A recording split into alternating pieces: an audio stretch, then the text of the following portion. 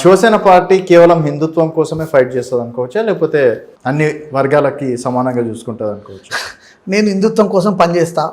100% మా ఎజెండా హిందుత్వపు ఎజెండానే, బరాబర్. దీంట్లో ఏం డౌట్ అవసరం లేదు. సమస్యల గురించి ఫైట్ చేస్తాం, అన్ని మతాలను గౌరవిస్తాం, అన్ని మతాల హక్కులని కోసం గౌరవిస్తాం. మా మతం దగ్గరకు వచ్చి మా మతాన్ని విచ్ఛిన్నం చేయడానికి చూస్తే బయటికి వస్తాం, తాట తీస్తాం, తొక్కుతాం, బరాబర్. No doubt.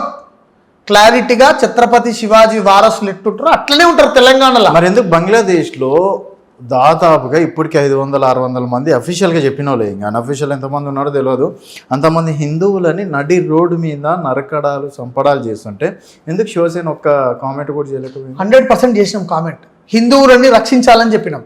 అందుకే సిఏఏని దేశంలో అమలు చేసి ఇతర దేశాలు పాకిస్తాన్, ఆఫ్ఘనిస్తాన్, బంగ్లాదేశ్ దేశంలో ఉన్నటువంటి మైనార్టీలైనటువంటి హిందువులు, సిక్కులు, జైన్లు, బౌద్ధులు వీళ్ళందరినీ కూడా ఈ దేశం తీసుకురావాలని చెప్పినాం. అందుకే చెప్పినాం. కాంగ్రెస్ పార్టీ వ్యతిరేకించింది. ఈరోజు ఆడ హిందువులు చనిపోవడానికి కారణం ఈరోజు ఈ దేశంలో ఉన్నటువంటి ఇండి కూటమి వాళ్ళు చేసినటువంటి పాపమే ఈరోజు హిందువులకు అక్కడ పాపం తగిలింది. వీళ్ళు చేసినటువంటి కారణంగా ఈరోజు హిందువులు అక్కడ ఇబ్బంది పడుతూ ఉన్నారంటే, హిందూ మందిరాల పైన ఈరోజు ఈ విధంగా దాడులు జరుగుతూ ఉన్నాయంటే వీళ్ళు చేసినటువంటి నష్టమే అది.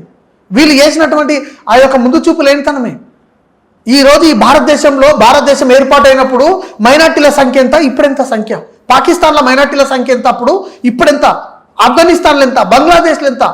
ఈరోజు ఇతర దేశాల్లో ఉన్నటువంటి మైనార్టీలు, హిందువులు, బౌద్ధులు, సిక్కులు, జైన్లు, పార్సీలు వీళ్ళందరూ కూడా అక్కడ మొత్తం సంఖ్య తగ్గిపోయింది. వాళ్ళందరూ కూడా కన్వర్ట్ అయ్యారు. వాళ్ళకి ఎక్కడ రక్షణ లేదు, వాళ్ళ ఆలయాలకు రక్షణ లేదు, వాళ్ళకు ప్యాకేజీలు లేవు, వాళ్ళకి ఇస్తున్నటువంటి ప్రతి ఒక్కరు. ఇక్కడ మైనార్టీలకు సపరేట్గా హక్కులు ఉన్నాయి. ఇక్కడ మైనార్టీ వర్గం నుంచి చాలా మంది ప్రైమ్ మినిస్టర్లు అయ్యారు, రాష్ట్రపతులు అయ్యారు, గవర్నర్లు అయ్యారు, చీఫ్ మినిస్టర్లు అయ్యారు. అక్కడ ఎవరయ్యారండి? ఈరోజు ఈ పాపం మొత్తం కాంగ్రెస్ పార్టీది కాదా? ఆనాడు హిందువులందరినీ, ఇతర దేశాల్లో ఉన్నటువంటి హిందువులందరినీ, ఈ మైనార్టీలందరినీ, సిక్కులను, బౌద్ధులను, పార్సీలను అందరూ కూడా ఈ దేశం తీసుకొచ్చుంటే ఈ పరిస్థితి వచ్చేది కాదు కదా. బంగ్లాదేశ్లో హిందువులపైన అనేకమైనటువంటి దాడులు జరుగుతూ ఉన్నాయి. హిందువుగా మేము బతుకుతున్నందుకు చాలా ఇబ్బంది పడుతున్నాం, చాలా బాధ అనిపిస్తున్నది. ప్రతి హిందువు ఈరోజు సిగ్గుపడాల్సినటువంటి అవసరం ఉన్నది. ఆ పార్టీలకు జయజయలు పలుకుతున్నటువంటి ఆ పార్టీలో ఉన్నటువంటి హిందువులందరూ కూడా సిగ్గుపడాలి. ఈరోజు వాళ్ళు హిందువులో కాదో వాళ్ళు అసలు తెలుసుకోవాల్సినటువంటి పరిస్థితి ఉన్నది.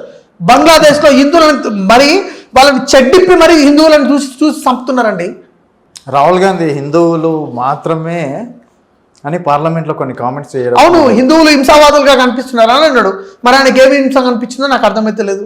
ఈ భారతదేశం మైనార్టీల కోసం ఒక ప్రత్యేకమైనటువంటి చట్టం పెట్టి వాళ్ళకు సపరేట్గా ఒక హక్కులు ఇచ్చి ఈ దేశంలో అందరూ భిన్నత్వంలో ఏకత్వం, ఏకత్వంలో భిన్నత్వం అని చెప్పేసి ఈరోజు అందరం కలిసిమెలిసి రంగురంగు పువ్వులం, భరతమాత బిడ్డలం అన్నట్టు ఒక నినాదంతో ముందుకెళ్తున్నటువంటి సందర్భంలో ఏ హిందువు ఎవరిపైన దాడి చేసిండండి? ఏ హిందువు ఎవరిపైన దాడి చేసిండు? రాహుల్ గాంధీకి ఏం మాట్లాడుతాడో రాహుల్ గాంధీకి తెలియదు. రాహుల్ గాంధీ ఒక రోబో టైప్. రాహుల్ గాంధీ ఏం మాట్లాడుతున్నాడో రాహుల్ గాంధీకి అర్థం కాని టైం ఉంటుంది.